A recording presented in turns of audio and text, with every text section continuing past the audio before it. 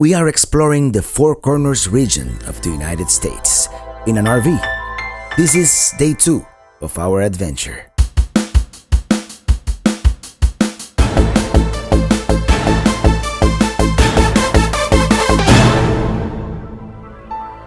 Hello everybody and welcome. We have arrived at the state of Utah and we are taking the isolated State Route 128 with no services for 54 miles. It is called the Upper Colorado River Scenic Byway. Not very scenic yet, in fact it's pretty desolate. We even passed by the ghost town of Cisco, a former typical Old West railroad town. We are crossing this desert. To the left we see the LaSalle Mountains in the distance. Getting a glimpse of Fisher Tower, which we'll see up close in a few. As we continue, the terrain becomes increasingly rugged. We join the north bank of the Colorado River. Right before crossing the river, if you look to the left of the screen, we'll get a glimpse of the Dooley Bridge, accidentally burned in 2008. And until then, it was the longest suspension bridge in Utah. Very sad, it got burned allegedly by a child playing with matches. Actually, I'd like to thank one of my viewers, John Clethero, for recommending this route, because I might have missed it otherwise. This scenery on our way to Arches National Park is truly breathtaking.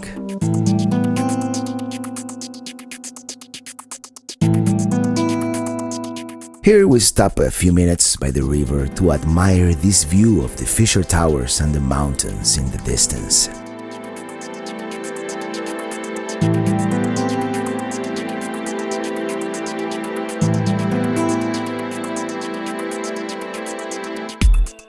Let's continue driving through the gorge. We are approaching Castle Valley. We see Castleton Tower in the distance. This place is slightly reminiscent of Monument Valley, where we're going the day after tomorrow, and like Monument Valley, it has been used as the location for many classic Western movies, such as Wagon Master, Rio Grande. It was around here that I originally intended to spend the night boondocking. It is called boondocking when you stay without hookups. Actually, it was going to be through this dirt road. This is all BLM land. BLM stands for Bureau of Land Management, so you are allowed to camp for the night at certain places. The dirt road is a little too rough for the RV, so we go back to State Route 128. Besides, we are already a few hours behind schedule.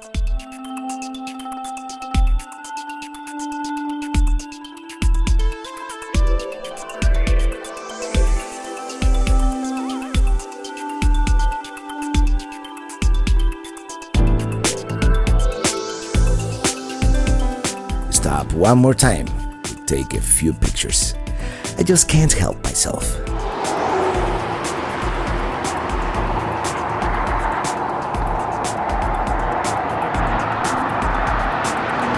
Let's continue.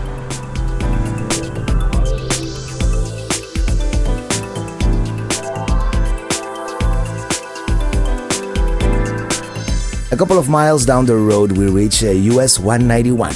We turn right, north towards Arches National Park. As you can see, there is already a pretty long line to go into the park.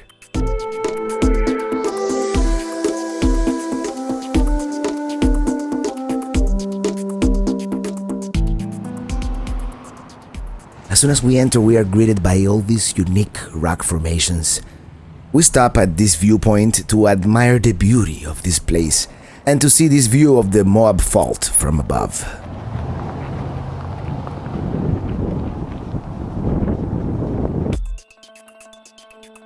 We continue going deeper into the park, and everywhere you look, you see something worth pointing the camera at.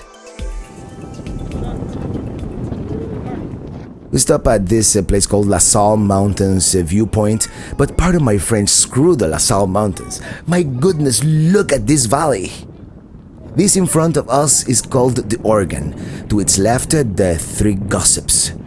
This whole collection of stone columns is called the Courthouse.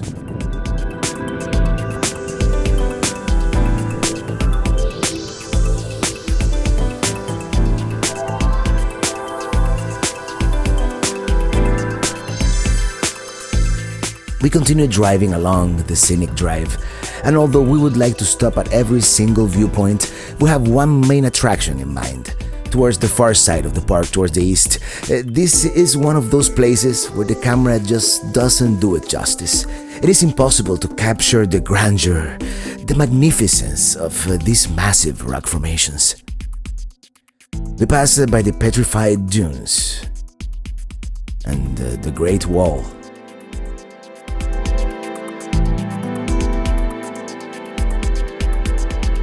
And the window arches.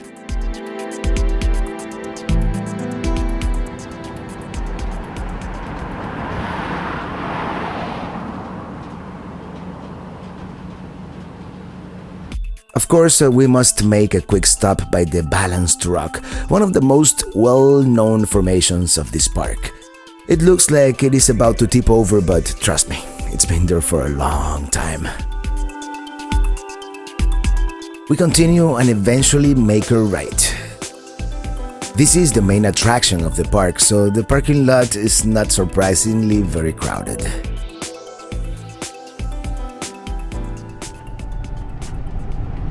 Is there one here or is there a car there? We are the luckiest motherfuckers on earth.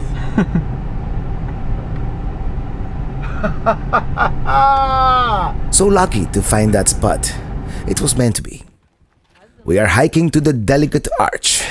Yes, we out of shape indoor flatlanders are about to embark in this great adventure. First, we pass by the remains of the Wolf Ranch, built in 1888 by a Civil War veteran, John Wesley Wolf. We will stop again on the way back to see it, as well as some Ute petroglyphs that are nearby. The whole hike is a little over 3 miles round trip, and the sign said moderate to strenuous, and let me tell you, it is really hot. We chose the worst possible time of the day, noon. We're almost having second thoughts, but we are prepared. We have plenty of water and are in good spirits. We have to go all the way up there. This first half mile is not so bad. The terrain can be a little irregular, but there's not too much elevation gained or lost. Here comes the hard part, the slick rock slab. It is said to be very slippery in the winter and during rainy season, but today is not too bad. This is perhaps the most strenuous part of this hike. A little more than halfway there. We'll make it.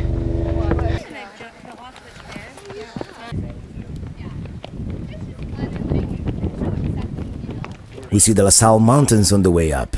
The steep trail is marked by these stacks of rocks called cairns. We continue. The next part of the trail is more rocks and sand and no shade. Rocks and sand. Hard surface.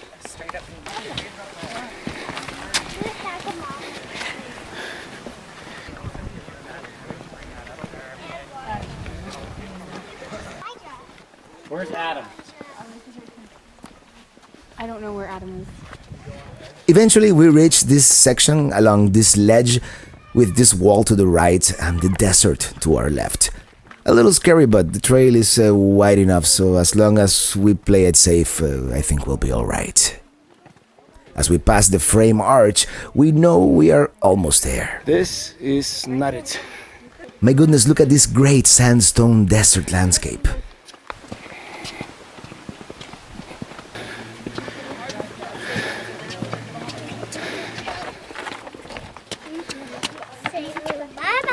Bye. And here it is, ladies and gentlemen, Delicate Arch, practically a symbol of Utah, definitely its most famous rock. It is painted on the Utah license plate and on the sign that greets you at the state line. At last, we have arrived at the Delicate Arch. And here it is. Isn't that wonderful? Beautiful place.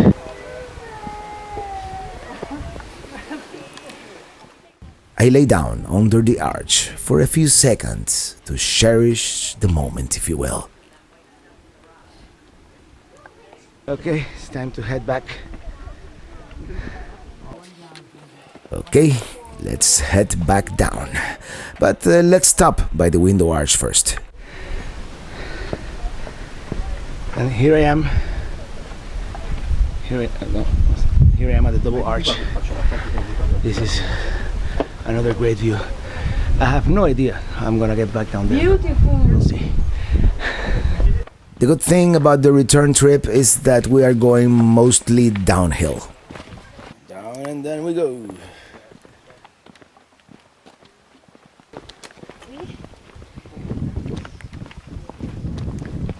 Now it's just. I mean, people actually.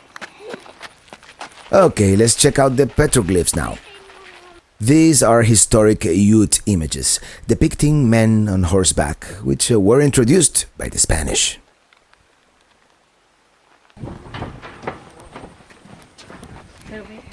We cross the creek and once again we see the Wolf Ranch. We can even see inside the ranch. Not a whole lot to see though. Let's get back in the RV.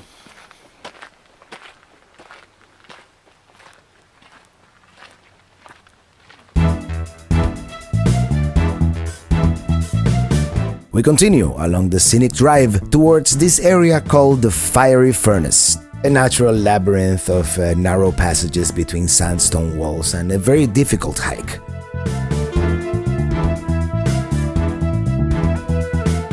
We continue driving west. On the right, we'll see the Skyline Arch. We are approaching this area called the Devil's Garden, with more trails and natural arches. They even have a campground, so we know where we're going to stay the next time we come this way. The area is pretty congested, same as the Delicate Arch, and the campground is full, of course. And honestly, I don't have the stamina nor the time to do another serious hike today. I do get off the RV, check out the crows, and what the heck, let's walk a little bit on this Devil's Garden trail. The whole trail is 7.2 miles, way too long to start right now. But it is only 0.8 miles to the Landscape Arch and 2 miles to the Double O Arch, so I'm torn between my desire to see these arches and my own exhaustion. And although I know I'm going to regret it, I decide to go back. Off we go, reluctantly saying goodbye to Arches National Park.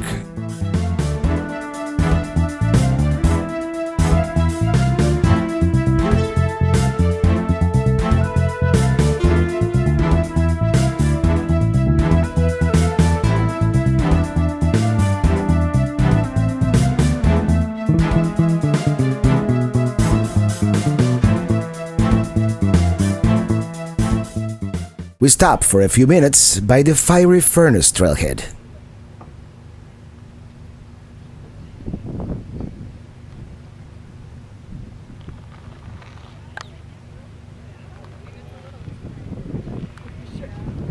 This hike is so strenuous and dangerous that a hiking permit is required, and they even recommend that you take a guided tour on your first time.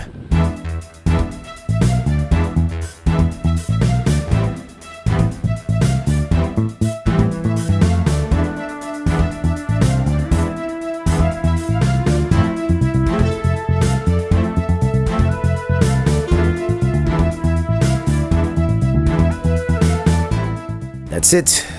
We're getting out of the park.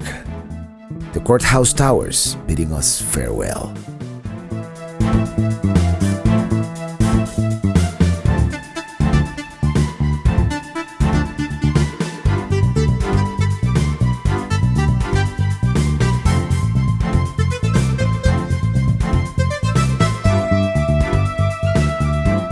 I stop one last time by the Park Avenue trailhead, and off to Moab we go.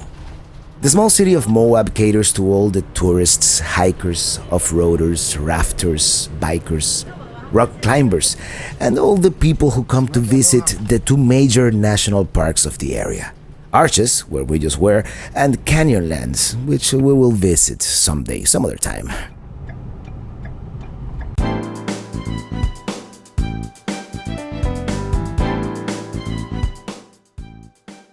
We buy supplies at the KOA campground, fill up the tank, and off we go towards Cortez.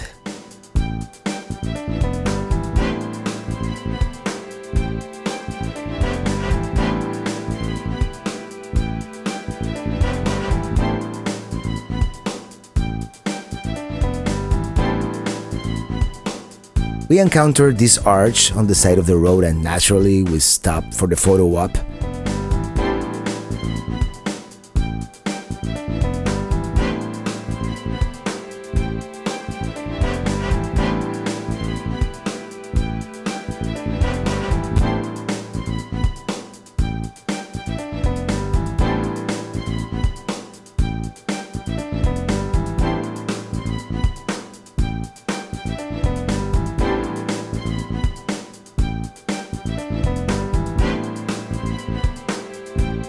A little over 2 hours later, we arrive at the Sundance RV Resort in Cortez, Colorado.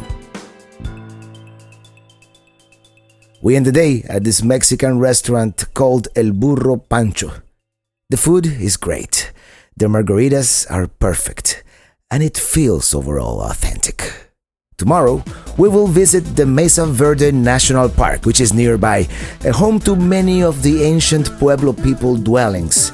We will pass by the Four Corners Monument and spend the night at the Goosenecks State Park in Utah. That's the subject of the next video. Please do subscribe so you don't miss out on any of that. And until then, thank you so much for watching and see you on the road.